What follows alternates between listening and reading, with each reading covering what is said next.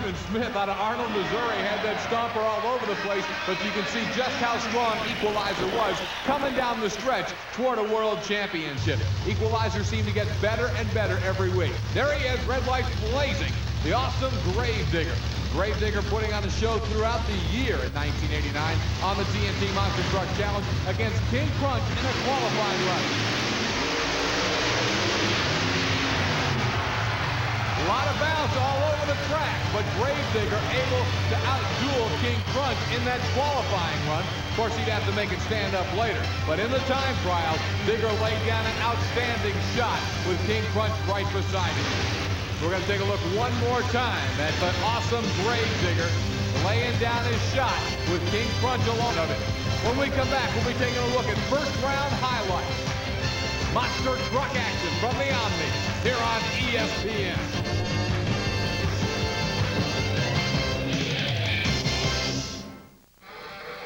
TNT Monster Truck Challenge coming right back at you from Atlanta's Omni. There's Clydesdale, who won the World Championship on the TNT Monster Truck Challenge driving USA 1 in 1988. Rupp taking over for Litzow in the late stages. As we look back at the Omni, we're going to see Buffalo Tremor on the left of your screen against Litzow's USA 1 being driven by Steve Wilke. And what we're here to race. That's what I'm here for, to win. How about Wilke? He ran you an awfully strong race in the USA 1 truck. It was awfully close out there. Yeah, he did. I think I just took the right bounce when I come off the end of the cars there, and I think I got him. You mentioned something right there. It's kind of interesting. All the guys have been hoping for that good bounce. It's that important, isn't it? That's what it is, because when you're coming off that hill and you're hitting the first set, it's just that one. All you got is that one bounce to come off, and that's what's going to win the race. Now Armstrong's making his way over to Steve Wilke, the driver of USA 1, who is frankly struggling after replacing the '88 world champion Rod Litzow.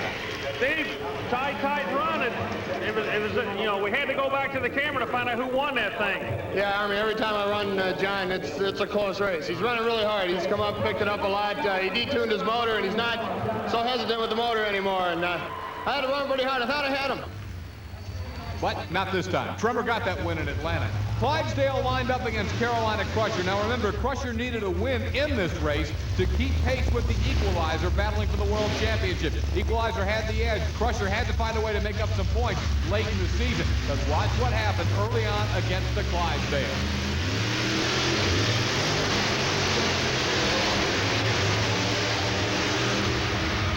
In front of a lot of fans from his home state of Georgia, Bennett, Clark, and Dale upset Gary Porter's Carolina Crusher early on. Clark getting the win out of Powder Springs in front of the fans in Atlanta, Georgia. Bennett, a 5:29 quick time in front of your own hometowns to put away this guy that's so tough and setting number 2 in the national points chase. Yeah, Gary's running real tough this year. I knew I was going to have to come off the line as hard as I could. I thought he was going to get ahead of me. When I first come over the hill, when my front end hit the ground, my foot comes completely off the gas. I had to regather the gas with my right foot, stand back in it. It was hard right at the end. No doubt that Equalizer was strong. Every race out, the final events of the season on the TNT Monster Truck Challenge. But that race, that win by Clydesdale, really helped David Morris pad the advantage in Atlanta's Omni. Now, when Morris came out, already seeing Crusher defeated, he went up against Mopar Magic. Won it easily. David Morris, the Equalizer, puts Mopar away, smiling already because Carolina Crusher was beaten, but he later revealed to us that the Equalizer almost was unable to race Mopar Magic. There were problems, and they almost didn't have the truck ready for this round of racing, but Gary Cook and crew got it ready for David Morris, and he got the win. Well, David, Porter's out of this thing. You can really help your cause as far as points go this afternoon in Atlanta. Yeah, Carolina Crusher being out is going to help me a lot. The Equalizer was almost out. On our qualifying run, we busted a brake line. We managed to get to a local car store in between rounds, believe it or not, put another brake line on. We'll see you in that next round. Thanks, Arm. That completed highlights from the first round of racing in Atlanta. Steve Wilke paced nervously, waiting to see if his USA 1 would make the quarterfinals as a fast loser. We'll see in just a moment. I'm Scott Douglas with happening back on the TNT Monster Truck Challenge, reviewing the stretch run for determining a world champion in 1989. Equalizer against the Jersey Outlaw. A lot of Chevy fans in the Omni, and they loved it as the Equalizer put the Jersey Outlaw Ford on the trailer. Equalizer getting the victory. And again, remember, in points, Carolina Crusher already out of competition. Each win padded the advantage further and further for David Morris and the Equalizer. And there you see a convincing win over the Jersey Outlaw in Atlanta's Omni. Now, USA 1 had been beaten, as we showed you a few moments ago. But Steve Wilke's truck able to get back in because of the fast loser rule. The fast loser being brought back to the quarterfinal round. So a reprieve, a second life in Atlanta for Steve Wilke. He would go up against Dave Wieczorek and the Nightlight. Wieczorek knows how to run indoors. He won at the Astrodome earlier in the year. This time, as you can see, although they almost came together at the end of the track, Rod Litzow says, good job, buddy, as Steve Wilke wins it for USA 1. And boy, watch the end. My goodness, a little contact wheel to wheel between Wieczorek and Litzow. Next quarterfinal round matchup, Clydesdale, closest to you, against King Krunch and Scott Stevens out of Woodlands, Texas. Starting late in the year, Stevens was not a player for the World Championship, but you can see by the end of the year, he was as good as anybody. Watch him here as the computerized state-of-the-art King Krunch wins by a full length on a short course over the Clydesdale, and that knocked off Bennett Clark in his home state of Georgia. Buffalo Tremor and the Gravedigger ready to go to war, and Dennis Anderson's brother puts a little Gravedigger hex, putting some dirt on, planning on being Buffalo Tremor. Did he do it? Watch right here.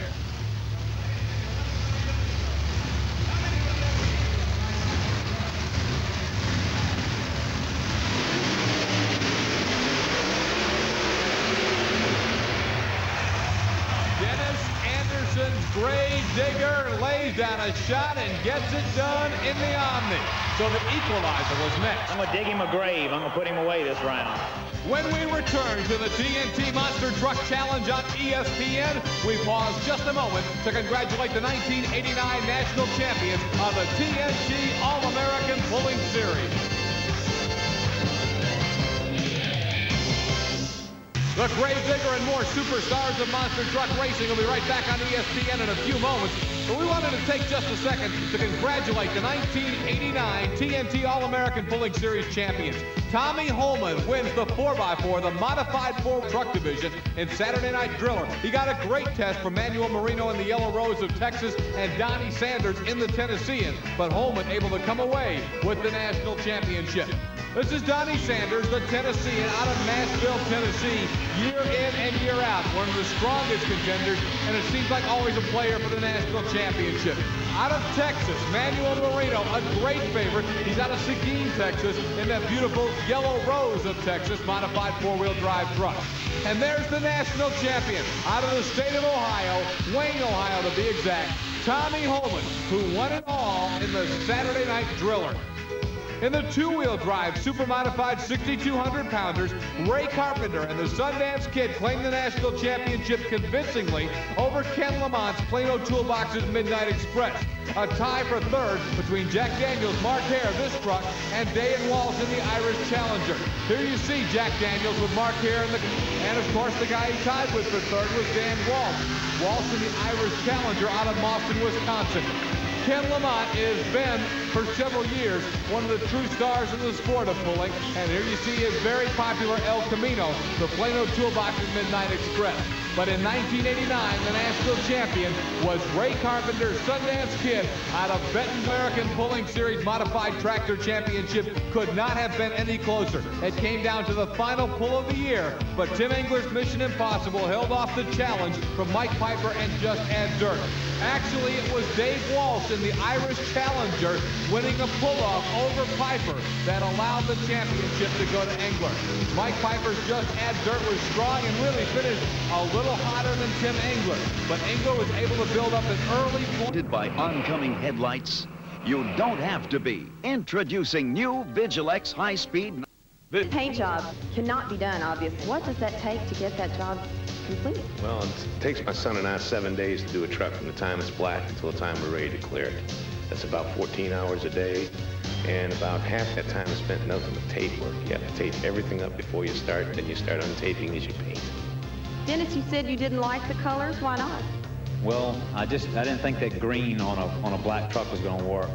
And I told Fred that, but he just told me to, to back out, let me take care of it. The job's mine. Just leave me alone until it's done. That's what I did, and it turned out great.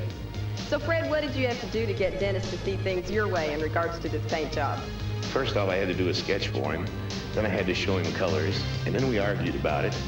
And then I did my final thing I do with all customers. I said, take a hike for about 7 days, leave the truck with me, and come back. If you don't like it, I'll redo it. If you do like it, it goes on the road. And that's what happened. It ended up on the road. The biggest part of the Gravedigger image, of course, is Dennis Anderson's bonsai driving style in the belt. But there is no doubt that paint job is the most popular in any form of motorsports worldwide. Hey, here's a couple of popular trucks. The Monster Smash Final in the Omni, Equalizer, and King Krunch.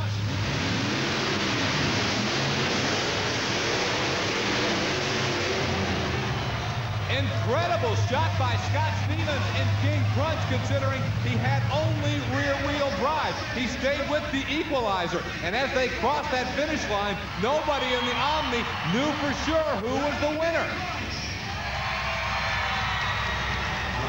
Well, Scott, we're waiting to find out the win. Come on over here, Crash.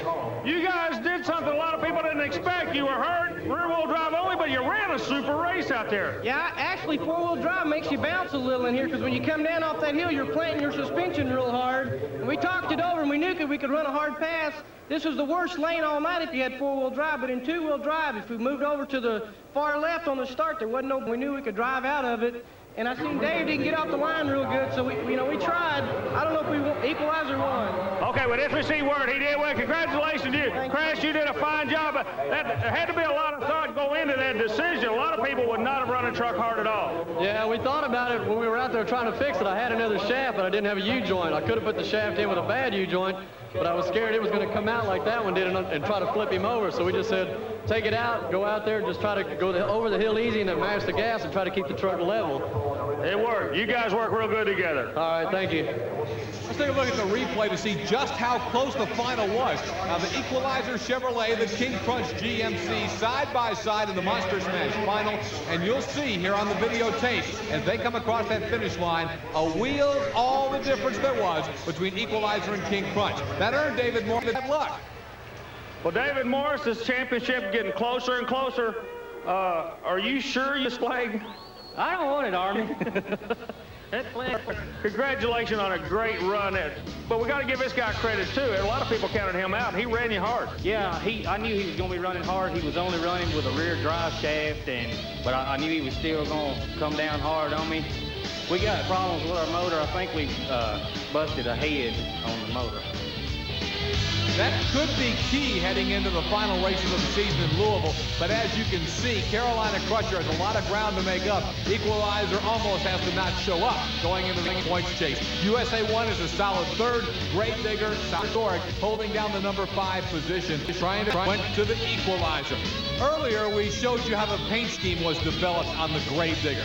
Now Dennis Anderson tells us how the creation of the Gravedigger monster truck came about. Well, I started out mud bog, and it's been 1982. I built the first Gravedigger. It was a 51 Ford pickup truck.